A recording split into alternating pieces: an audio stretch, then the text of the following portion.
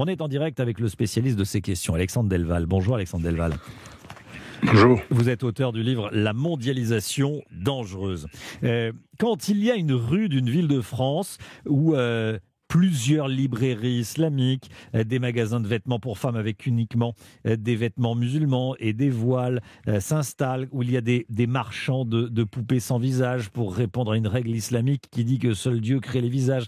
Est-ce que c'est uniquement pour répondre à la demande, j'allais dire commerciale, de la loi de l'offre et de la demande des habitants, ou est-ce que c'est politique ? C'est un peu les deux. Au début, il n'y a pas de demande. Rappelez-vous, il y a 25 ans, 30 ans, alors ça a commencé déjà à cette époque dans le Nord, mais si on remonte il y a 40 ans, par exemple, il y avait déjà une population musulmane importante, mais qui n'avait absolument pas ces demandes. On a créé la demande, si vous voulez, avec une technique d'embrigadement, et même si la majorité des musulmans sont pas du tout islamistes, des islamistes ont pris le contrôle de nombreuses associations musulmanes et des mosquées et des centres et des librairies, où ils ont pris le contrôle aussi de la nourriture halal, et ils ont fini par créer cette demande en disant: si vous êtes un bon musulman, vous devez consommer, vivre de manière un peu séparée. Vous prenez ce qui est intéressant pour vous dans la société mécréante, mais vous essayez de vous replier pour pas prendre ce qui risquerait de vous rendre impur. Et ils ont créé donc une véritable demande, pas chez tous, mais chez de nombreuses personnes issues de l'immigration, mais aussi récemment arrivées. Les plus radicaux sont pas forcément ceux qui sont la troisième génération, comme on dit tout le temps. Est-ce qu'il y a beaucoup de villes comme ça ? Parce qu'on a parlé de Roubaix, oui. Mais est-ce qu'il y a beaucoup de villes comme ça ?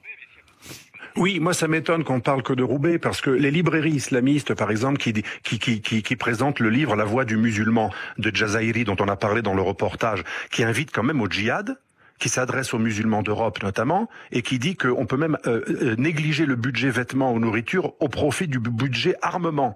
Enfin, faut le croire. Ouais. Faut vraiment le croire.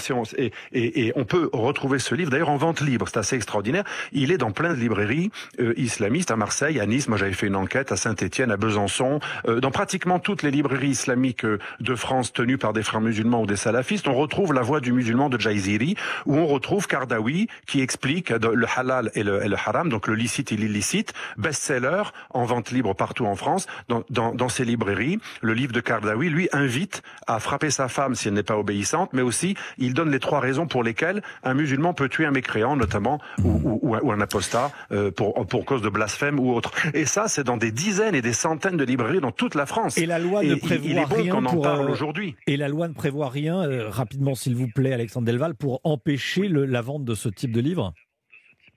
Malheureusement, quand j'en ai parlé à 2 ministres de l'Intérieur successifs ces 20 dernières années, les 2 m'ont dit « on ne peut rien faire ».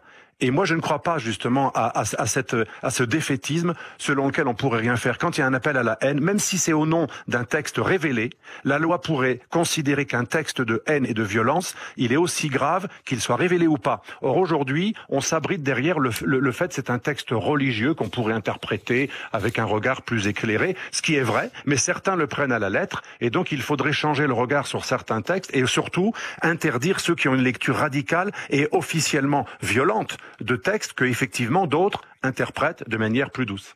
Alexandre Delval, merci beaucoup d'avoir été en direct avec nous dans Europe Midi, auteur du livre La mondialisation dangereuse. Cette information Europe 1 de Louis Dragnet.